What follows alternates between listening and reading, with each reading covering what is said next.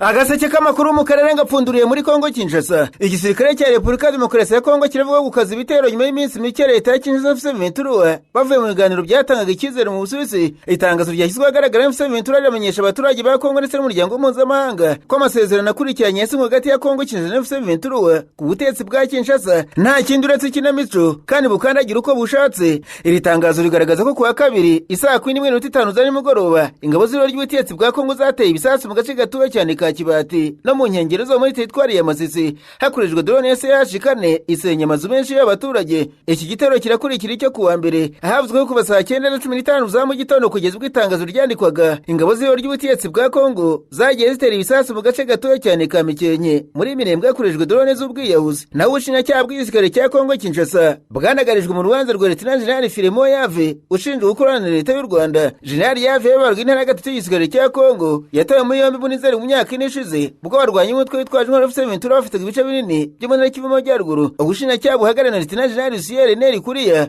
bwamushinje kuvugana n'umuntu wo muri leta y'u Rwanda kandi ngo hari n'ubutumwa umuntu yohereje kuri telefone ye buhamya ko bakoranaga. Mu batangahamya bifashijwe mu gushinja Lieutenant General Yave harimo Lieutenant General Constant Ndima wategetse Kivu y'Amajyaruguru na General Major Sylvain Kengoza avugira ingabo za leta ya Kongo gusa baranyuranije. Lieutenant General Ndima yabwiye urukiko rukuru rwa gisirikare ruri kuburanisha urubanza ko General Yave yoherejwe ubutumwa na General Ted James Kabarebe wakoze imirimo itandukanye mu ngabo z'u Rwanda. Abajijwe niba yarabonye asubiza ko ntabwo yabonye. Ikindi cyatunga urukiko nuko ubwo General Major Kenge wakoreye muri Kivu y'Amajyaruguru habwaga umwanya yavuze ko General Yave yoherejwe ubutumwa n'umujyanama we bwite wa General Kabarebe aho kuba General Kabarebe ubwe. Ubushinjacyaha bwabajijwe niba bushobora kwerekana ubwo butumwa muri telefone ya General Yave imaze imyaka inifatiriwe usubiza ko bigoye ko uyu musirikare yashyizemo amajambo banga menshi. Urukiko rwabajije ubushinjacyaha niba bushobora kugaragaza umuntu wabonye ubu butumwa muri telefone ya General Yave busubiza ko General Major Peter Chirimwami wa guverinoma y'Kivu y'Amajyaruguru yabonye ariko ko taboneka kuko yapfuye muri Mutarama mu mwaka ushize. Ibi byose bimaze kunanira urukiko rwafashe umwanzuro wo kwitabaza abahanga mu rwego rushinzwe umutekano mu by'ikoranabuhanga kugira ngo rwinjire muri telefone ya General Yave rushakishemo ubwo butumwa buvuga ko bwaturutse ku muntu wo muri leta y'u Rwanda. Umunyamategeko wa General Yave Maître Charles Pichi yabwiye urukiko ko gushyira General Ted Kabarebe muri dosiye nta kindi bigamije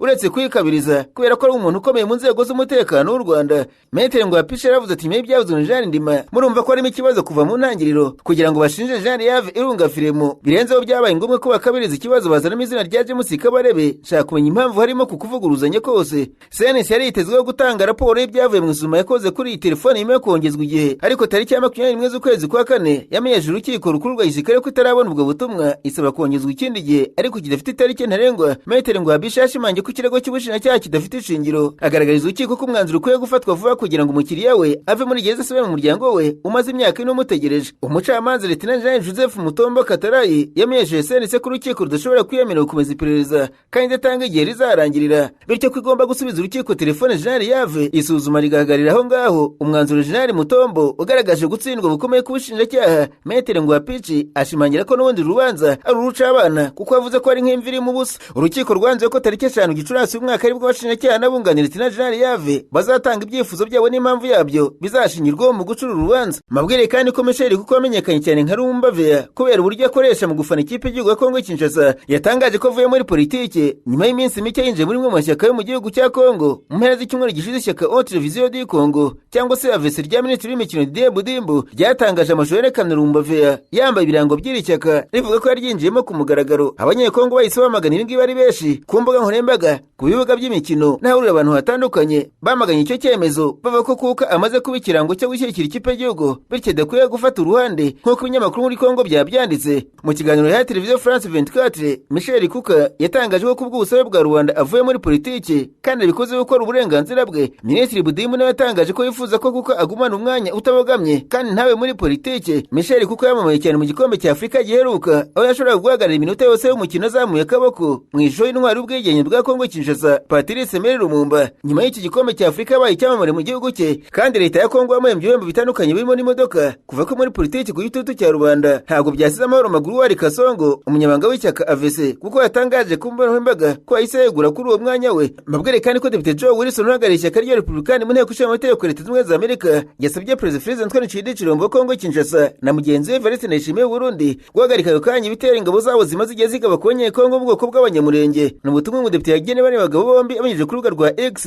nyuma y'imyigaragambyo y'abanyamurenge barirwa mu bihumbi bakoreye i Washington DC kuwa mbere bamagana ubwicanyi bukomeje gukorerwa bene bene wabo batuye mu Minembwe yo mu ntara y'Kivu y'Amajyepfo. Kuva mu mwaka ushize Minembwe n'ibindi bice byo mu misozi miremire y'Kivu y'Amajyepfo habaye isibanuro ry'ibitero by'indege z'intambara za Sukhoi 25 na za drone z'amoko atandukanye. Ibitero bikorwa n'ingabo za leta ya Kongo zifatanije n'iz'u Burundi, umutwe wa jenoside wa FDLR n'abarwanyi b'itwa Wazalendo, byicamo abaturage batari bake mu gihe abandi babikomerekeyemo. Ibi bitero kandi bikomeje kwangiza imitungo myinshi y'abaturage nk'inka zitari nkeya zabyiciwemo, mu gihe ibikorwa remezo birimo nk'amashuri, amavuriro ndetse n'ingo z'abaturage byasenywe. Intambara y'ingabo z'u Burundi na FARDC mu Minembwe yatumye ubuzima bw'abatuye iriya komine bujya mu kaga, dore ko kuri ubu kubona ibyangombwa nkenerwa nk'imiti n'ibiribwa byabaye ikibazo gikomeye cyane cyane ku baturage. Abaturage bo muri Minembwe bavuze ko kuri ubu nk'ikiro cy'umunyu muri kiriya gice kiri kugura amadolari 50 y'abanyamerika. Depite Joe mu butumwa bwe yasabye Perezida Ndayishimiye Tshisekedi guhagarika by'ako kanya urugomo bakomeje gukorera abanyamurenge, hanyuma bagashyira mu bikorwa amasezerano ya Washington. Ati abanyamurenge bateraniye i Washington bashimangiye ko umunyagitugu Tshisekedi n'ingabo z'abajenosideri za FDLR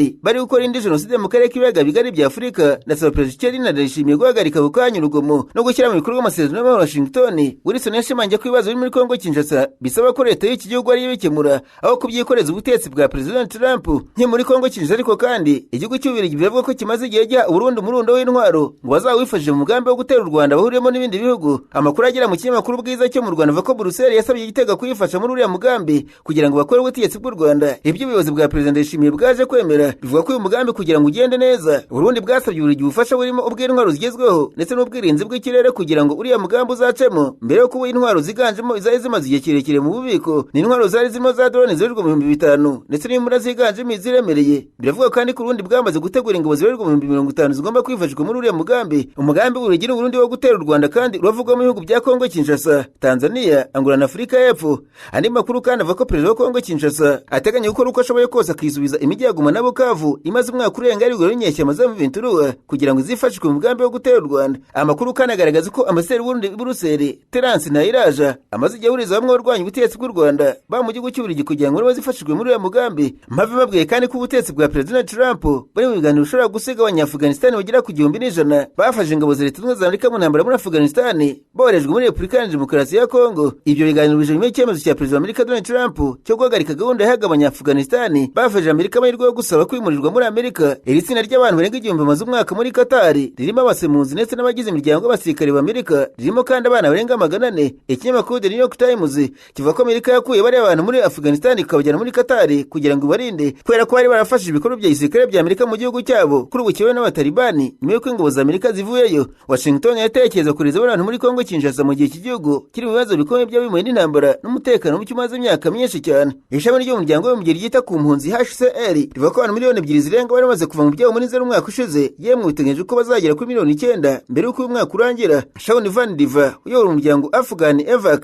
yabwiye The Guardian ko yumvise amakuru y'uko Amerika izoreza bari abantu muri Kongo Kinshasa binyuze ku bantu bakorana cyangwa se begereye Minisiteri y'Ububanyi n'Amahanga ya Amerika. Van Diva yavuze ko muri abo bantu 1,100 bari muri Qatar 90 bemerewe kwimurirwa muri Amerika mu gihe abandi 200 batabyemerewe. Amerika ishobora guhanira ibindi bihugu bitari Kongo Kinshasa kugira ngo babakire. Van Diva kandi yavuze ko hagati y'abantu 150 muri abo Banya-Afghanistan ari abagize imiryango y'abasirikare bakiri mu kazi, abarenga 700 bakaba ari abagore n'abana. Yunzemo kandi ko amahirwe y'uko ibyo biganiro byo kohereza abo bantu muri Kongo Kinshasa bishobora kudashyirwa mu bikorwa bikabasiga mu gihirahiro bitewe n'uko bafashe ingabo za Amerika gusubira muri Afghanistan bishobora kubaviramo urupfu. Umuvugizi wa Minisiteri y'Ububanyi n'Amahanga ya Amerika yavuze ko bakomeje gushaka ibisubizo byo kwimurira ku bushake Abanya-Afghanistan bari mu kigo cya Camp Asaya cyangwa se kasi muri Qatar kandi kubajyana mu kindi gihugu ushobora kuba igisubizo cyiza ku mutekano wabo n'uwa Amerika. Yongeye ko abakuru ubu badafite inzira ifatika yo kujya muri Amerika.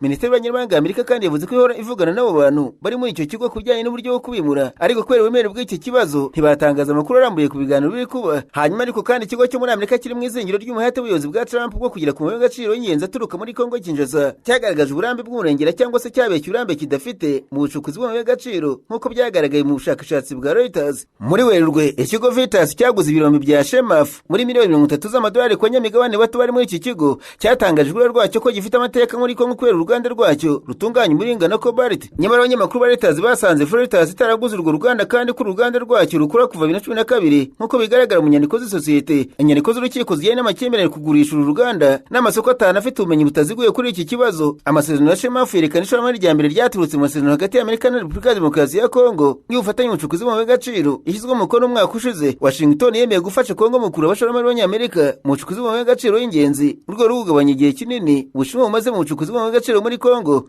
Umwe mu bayobozi bakuru ba Kongo uzi neza iyi dosiye yavuze ko uburambe bw'umutekano bw'abayobozi bakuru ba Vitas bwagize mu cyemezo cya Kinshasa kubera ko Washington yari guhuza abaturanyi Kongo n'u Rwanda. Vitas yanze gutanga ibisobanuro ku nyandiko ivuga ku nararibonye bwayo mu bucukuzi bw'amabuye y'agaciro. Muri iyi nkuru, Minisiteri ishinzwe ubucukuzi bw'amabuye y'agaciro ya Kongo hamwe n'ikigo cya leta gishinzwe ubucukuzi bw'amabuye y'agaciro Jekamine ifite ubukode ku birombe bya Shemafu ntabwo yashubije ku bibazo byerekeranye na Vitas muri Kongo, ndetse n'iki kigo cyagaragaje ibyangombwa byacyo. Minisiteri y'Abanyamahanga y'Amerika yavuze ko igihe byimazeyo imihati ya Vitas Minerals yo gushaka no guteza imbere umutungo. Umuvugizi wabo yavuze ati kugura kuzaba nk'ishoramari rya mbere rya Amerika muri Kongo kugira ngo yerekane ko inyungu z'abikorera muri Amerika ari izo kuri kandi ko zateza imbere ishoramari kurushaho. Umuvugizi ntabwo yashubije ibibazo byerekeranye no kumenya niba uburambe mu by'umutekano bw'abayobozi ba Vitas bwaragize uruhare mu cyemezo cya Kongo, ndetse no kumenya niba ayo masezerano azanaga hagati y'umutekano ya Amerika. Impuguke imwe yavuze ko amateka ya Vitas mu bucukuzi bw'agaciro ateza kwibaza ku mucyo w'ubufatanye bwa Leta Zunze Ubumwe za Amerika na Kongo Kinshasa, ndetse n'ibyo byaratekerejwe uko bikwiriye. Umuyobozi mukuru w'umuryango Sentinel of Natural Resources, umuryango utegamiye kuri leta uteza imbere imiyoborere myiza no gukorera mu mucyo mu bucukuzi bw'amabuye y'agaciro, Jean Pierre Okenda ati ni ngombwa ko guverinoma ya Kongo yizera neza ko Vitas ifite ubushobozi bwa tekinike, imari ndetse n'imikorere. Kongo itanga ibice birenga 70% bya cobalt ikoreshwa ku isi, ubutare bw'ingenzi bukoreshwa muri batiri z'imodoka zikoresha amashanyarazi, kandi ifite ububiko bwinshi bw'umuringa ndetse na lithium. Ku rugo rwa Vitas Mineral muri Mata umwaka ushize, biography y'umuyobozi mukuru Phil Brown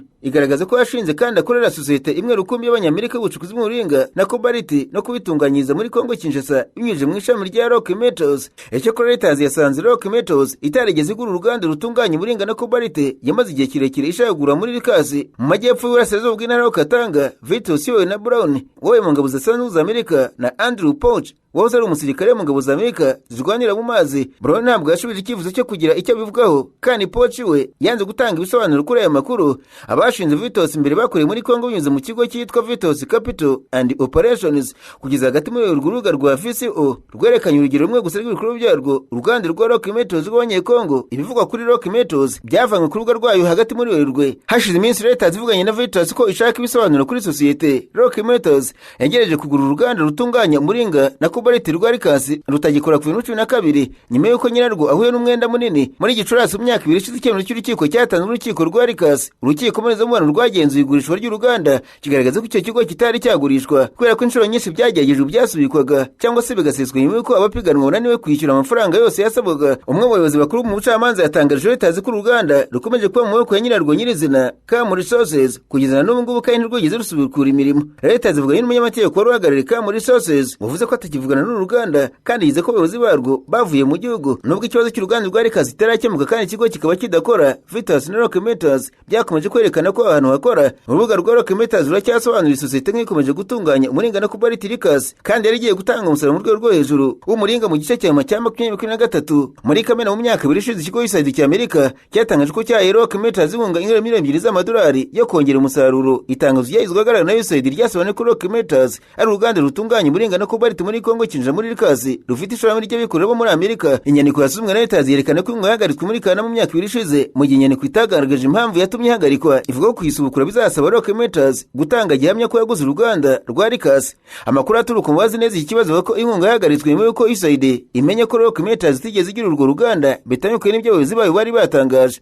Amezi 5 nyuma yo guhagarikwa, Brown yaragikomeje guha amakuru mashya abayobozi ba USAID ku bikorwa byo kurangiza kugura uruganda nk'uko amabaruwa bigaragaza. Amakuru avuga ko nta nkunga USAID yigeze itangwa kubera ko Rock Metals yari itarabasha kugura uruganda igihe ikigo USAID cyasinywaga muri Nyakanga umwaka ushize. Narahanganije amaso umunyamakuru byandikirwa muri Uganda. Abanyamakuru bakiza amakaramu ku mpapuro barandika. Masiko perezida w'ishyaka Democratic Party muri Uganda Bwana Robert Mao yongeye guhamya ashimitse ko adateze kuva mu rugamba rw'uhatanira kuba perezida w'inteko ishinga amategeko ya Uganda kabone n'ubwo yatangiye gushyirwaho ibikangisho. Uyu munyapolitiki usanzwe ari minisitiri w'ubucamanza n'itegeko nshinga avuga ko abatangiye gutera ubwoba Rwanashyaka be ndetse ngo bagiye kuregera intsinzi ye mu rukiko, ariko ngo zahatana kugeza ku munota wa nyuma. Mu minsi ishize umugaba mukuru w'ingabo za Uganda Jean Muzekeni Rugaba yasabye Mao kurega guhatanira uwo mwanya. Yavuze ko hari indi myinshi kandi myiza umukobwa wa Muzehe Byanyima uwashyize mu ishyaka DP no muri Uganda Rwanda aherutse kuvuga ko Mao ari umugambanyi w'ishyaka, ibyo akora ari inyungu ze bwite ngo ntacyo bizamarira ishyaka. Ikinyamakuru Daily Monitor cyavuze ko Robert Mao yavuze ko badashaka ko atanira intebe iri mu zinepa cyane muri Uganda bashatse bakwimanika kuko nta nyungu ari guranira ze bwite, ashaka gushyira inteko ishinga amategeko ya Uganda ku murongo. Mu minsi ishize yateranye amagambo na Itama ngo usanzwe kuri uyu mwanya bombi bubukiranye ko batarabarwana cyaka bayenere mu byanyabyo bagiye kubera amaronko, buri wese akwiye kubaho undi nta mumenyera isahane. Ikinyamakuru Daily Monitor cyavuze ko Mao avuga ko bamwe mu rwashyaka ba Democratic Party bari gushyirwaho ibikangisho, abandi bagahabwa amafaranga ngo bitandukanye nawe, ariko ngo arabusa azatana kugeza ku munota wa nyuma. Mu myaka ine ishize ishyaka DP Mao yabaye perezida ryasinye n'ireme rya Perezida Museveni aza guhabwa umwanya atyo. Umunyapolitiki yavuze ko amasezerano yagiranye na Perezida Museveni amwemerera guhatanira intebe. Uyu mugabo yavuze ko azi neza ko abantu maze iminsi bamugira inama yo kwitonda kuko yashoboraga no kurugirwa umwiherero w'ishyaka NRM yiteruye ahitwa Cyankwanzi muri uku kwezi. Robert Mao yavuze ko ari gushaka gutesha agaciro itorwa rye nk'umudepite ari ibintu bishingiye ku nyungu za politiki kurusha uko byaba ari ukuri kuri Mao. Uyu mwanya wa perezida w'inteko ishinga amategeko ya Uganda wazamuye umwuka ukibukiye muri politiki y'igihugu no mu ishyaka NRM riri ku butegetsi risanganwe uyu mwanya. Agaseke k'amakuru mu karere gapfunikire muri Tanzania abanyamakuru bakozeje bamwe barandika banatwa minisitiri w'ibikorwa remezo muri Tanzania Abdallah Ulega yifatiye muganga perezida muto wa Kenya weretse kuvuga ko igihugu cye gifite essence ihenze kurusha ibindi muri kano karere kuko gifite ibikorwa remezo kurusha ibindi bihugu. Avuga ko byavuze nta shingiro bifite ari no gutesha agaciro igihugu cya Tanzania gitegetswe na Perezida Samia Suluhu Hassan. Iyi ntambara y'amagambo itangira William Mutagaragaza ko adakwiye kubazwa impamvu Kenya abereye perezida ifite essence ihenze muri kano karere, agamye ko kugereranya Kenya n'ibihugu bya EAC ari ugukabya kuko ari igihugu gifite aho kigeze mu bukungu kurusha abandi, bivuze ko gisabwa byinshi kurusha ibihugu byacu byose. Ikinyamakuru The Citizen gisuramo Perezida William Ruto avuga ko Kenya ifite imihanda myinshi kurusha iri mu bihugu byose bya EAC biteranije kandi ko kuyikora hakenerwa ibikomoka kuri peteroli byinshi, agashimangira ko uko ibihugu birutanwa mu bukungu binarutanwa mu byo bikenera. Iki kinyamakuru gisaba Minisitiri Abdallah Ulega asaba William Ruto kugabanya kwirata kuko gusuzugura ibihugu baturanye nabo bizamugeza. Perezida wa Kenya avuga ko igihugu cye gifite imihanda ya kilometero 2020 kandi ibihugu byose bya EAC uteranije imihanda yabyo ya kaburimbo utagera kuri uyu mubare. Minisitiri w'ibikorwa remezo wa Tanzania yibukije William Ruto ko na Tanzania ari igihugu gifite ubukungu buri hagati cyavuye ku rutonde rw'ibihugu bikiri mu nzira y'amajyambere. Bwana Abdallah Ulega ati William Ruto nareke kubeshya kuko Tanzania na Kenya biri kumwe mu bihugu byavuye mu nzira y'amajyambere muri EAC gusa n'ibyo byenyine, kandi uburebure bw'imihanda avuga arabeshya kuko twese y'Abakenya na Tanzania uteranije imihanda ya kaburimbo dufite ireshya na kilometero 16.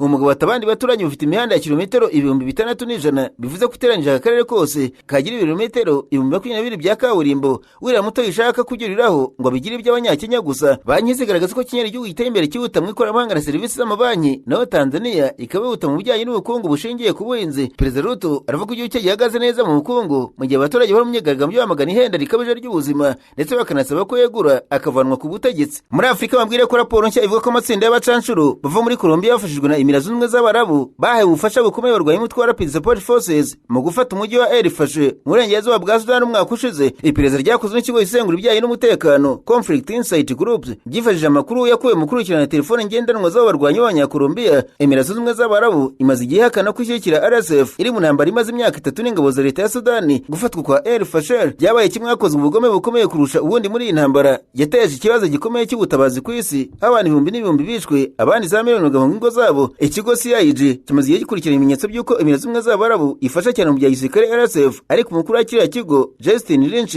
avuga ko ari bwo bushakashatsi bwa mbere bushobora kugaragaza neza uruhare rwa Leta Zunze Ubumwe z'Abarabu. Ati turimo gushyira ahagaragara ibyo guverinoma zimaze igihe zizi ko hari isano itaziguye hagati ya Abu Dhabi na RSF. Akomeza avuga ko iyi raporo yabo yasohotse uyu munsi igaragaza uko abacanshuro bakoresha za drone zavuga mu birindiro byo muri Leta Zunze Ubumwe z'Abarabu zikerekeza muri Sudani mbere y'uko RSF ifata umujyi wa El Fasher. Ati abacanshuro bakoreshaga drone bise internet yabo ya Wi-Fi mu izina rya unit yabo rifitanye isano n'ikigo gikorera muri Leta Zunze Ubumwe z'Abarabu. Perezida wa Colombia Gustavo Petro yasubiye mu mwaka ushize avuga ko abacanshuro ari imyuka y'urupfu kandi ko uburyo batwarwamo ari nk'ubucuruzi bw'abantu. Leta Zunze Ubumwe z'Abarabu mbere yigeze gusura amatangazo yakana ibyo yise ibirego by'ibinyoma bidafite ishingiro kushyigikira RSF. Inamagana amagambo akomeye cyane ubwicanyi bwakorewe El Fasher. Abasenguzi bemera ko ubufasha buturuka hanze ku mpande zombi rwagize uruhare rukomeye mu gukomeza no kwagura intambara y'imbere muri Sudani. CIG yavuze ko yakoresheje ikoranabuhanga riboneka ku isoko risanzwe rikoreshwa mu kwamamariza umuntu ku giti cye kugira ngo ukurikirane telefone zirenga 50 muri Sudani hagati y'Amata umwaka ushize na Mutarama uyu mwaka, aho bazikoresheje bari abacanshuro b'Abanyakolombia. Hari no mu bice RSF igenzura aho drone zarasirwaga, hari nifashije amakuru yo gukurikirana ingendo z'indege, amashusho ya satellite, amashusho yo ku mbuga nkoranyambaga, inkuru z'itangazamakuru n'inyandiko z'ubushakashatsi mu gushyigikira isesengura ryayo. Raporo yayo ivuga ko amakuru yakusanyijwe agaragaza inzira y'uruhererekane yerekana uko abacanshuro banyuze ahantu hatandukanye mu karere hategurirwa ibyo bikorwa,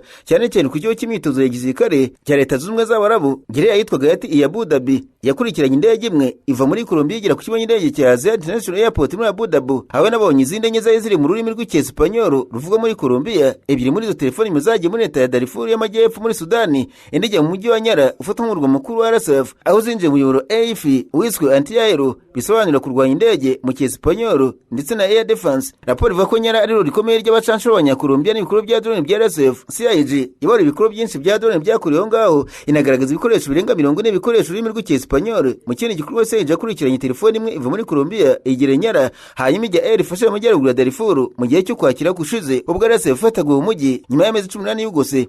Iri muri air ifashe iyo telefone yinje mu muyoboro wa Wi-Fi witwa Atacador, bisobanura ukora igitero. Raporo ivuga ko CIG yasanze ibindi bikoresho bifitanye isano n'abacanshuro b'Abanyakolombia byari bihari mu gihe RSF yafataga uwo mujyi. Ifatwa ry'umujyi ryakurikiwe n'ubwicanyi bukomeye bufatwa nk'ibyaha by'intambara n'ibyaha byose nyoko muntu, nk'uko byavuzwe n'umushinjacyaha w'urukiko mpuzamahanga rw'ibyaha ndetse n'abashakashatsi ba Loni babisobanuye nk'ibifite ibimenyetso bya jenoside. Raporo igira iti CIG isanga urusobe rwa Leta Zunze Ubumwe z'Abarabu n'abacanshuro b'Abanyakolombia rufite uruhare rugaragara muri ibyo byabaye. Justin Lynch yongera ati urwego rw'ubwicanyi bwabaye air fashe ntirwashoboraga hatabaye ibikorwa bya drone byakozwe n'abo bacanshuro. Anagaragaza ibimenyetso byo kuba banashyigikiye igikorwa cyo kugota uwo mujyi. Iyo raporo nkivuga ko abo bacanshuro bakoraga mu itsinda ryitwa Desert Wolves, bakaba barakoraga nk'abatwara za drone, abarasi ibisasu bya rutura ndetse no gutoza. Umwe muri bo yigeze kwinjira ku miyoboro ya Wi-Fi yitwa Drones na Robots del Desierto, bisobanura impyisi zo mu butayu, mu gihe yakoraga akoresha ururimi rw'Icyesipanyol nk'uko urubuga rw'amakuru rwo muri Colombia Rasira Rakia rubivuga. Iri tsinda rero na Colonel Alvaro Quinjano woze mu gisirikare cya Colombia, ubarizwa mu gihugu cya Leta Zunze Ubumwe z'Abarabu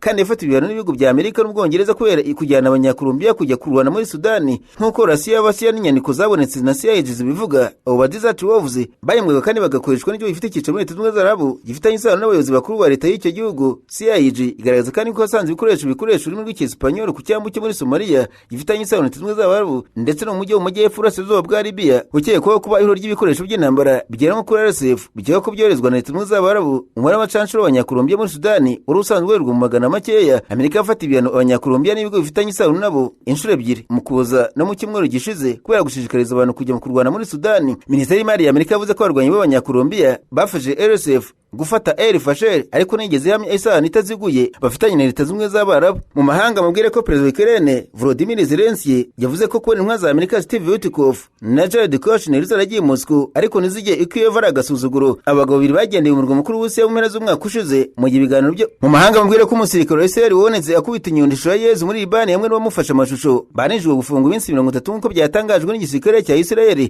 Igisirikare cyavuze ko nyuma y'iperereza abasirikare babiri batatangajwe amazina bakuye mu nshingano z'urugamba. Abandi basirikare 6 bari aho ngaho byabereye ntibagire icyo babikoraho cyangwa se ngo bavuge ibyabaye, bazahanwa kwabo nk'uko igisirikare cya Israel cyabivuze. Uko kwibasira iyo shusho byabereye mu gace ka Deber mu majyepfo ya Libani ni ikintu cyamagana cyane nyuma y'uko amashusho yacyo akwiriye kumuga muri iki cyumweru. Minisitiri w'intebe wa Israel Benjamin Netanyahu yavuze ko Abisirayeli benshi batunguwe kandi babajwe no kubona ibyabaye. Abatuye bavuga ko iyo shusho yari ku musaraba wayo imbere y'urugo rw'umuturage Deber, kamwe mu duce duke cyane aho abaturage batahunze muri intambara Israel ivuga ko rwanamo na Hezbollah. Nyuma y'ikiriya gikorwa, Padiri Fadi Freiferi ukuriye paruwasi ya Deber yabwiye bisi ko bamaganye gusenya umusaraba, ibimenyetso bitagatifu byacu n'ibindi birango by'idini byose.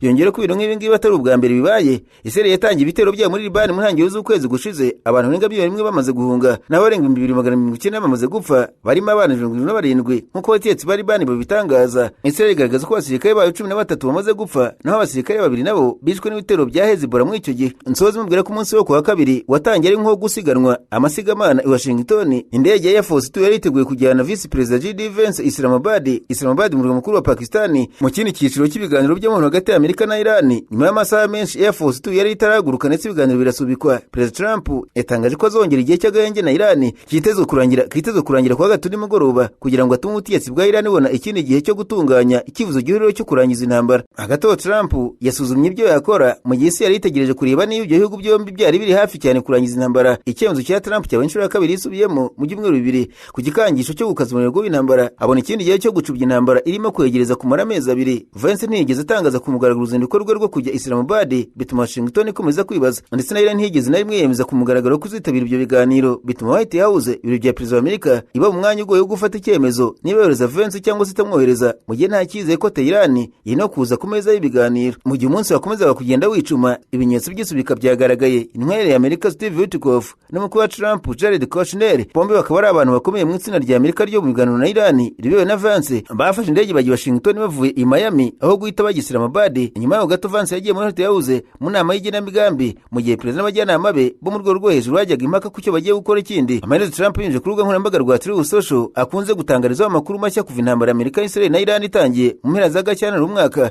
Yatangaje ko agahenge kongerera igihe. Perezida avuze ko yafashe icyemezo ku busabe bwa Pakistan, umuhuza mu biganiro hagati ya Tehran na Washington. Trump yavuze ati twasabwe kuba duhagarika igitero cyacu ku gihugu cya Iran kugeza ubwo abategetsi bacyo n'abagihagarariye bashobora kugera ku cyifuzo gihuriyeho. By'umwihariko Trump kuri iyi nshuro ntiyasobanuye igihe agahenge gashobora kumara. Mbere muri uku kwezi yashyizeho igihe ntarengwa cy'ibyumweru bibiri ku gahenge ka mbere. Ibyo byabaye nyuma y'amagambo avuguruzanya mu biganiro yagiranye n'ibitangazamakuru, aho yavuze ko ibiganiro byari birimo kugenda neza ariko kanaburira ko azatekereza ku gusubukura intambara niba Iran yanze kujya mu biganiro. James Jeffrey uhoze ari ambasaderi wa Amerika muri Iraq na Turkiya yabwiye BBC ko nta buryo busobanutse buhari bwo kurangiza intambara. Yongeyeho ko Trump atari perezida wa mbere wa Amerika ukangije gukaza umurego bikomeye ku bya gisirikare, ari nako ashyira amasezerano meza ku meza. Itangazo rya Trump ryo kuwa kabiri ryo mu buryo bufunguye cyangwa bwo kubagarira yose ryari ririmo kwifata cyane kurusha ibitero byo kuri Iran byo ku mbuga nkoranyambaga byo mu gihe cyashize. Ibyo bishobora kuba bica amarenga y'ubushake bwa Trump yo kurangiza intambara yahungabanyije ubukungu bw'isi ndetse idakunzwe mu bashyigikiye kujya mu ntambara zo mu mahanga kwa Amerika bo ku ruhande rushyigikiye Trump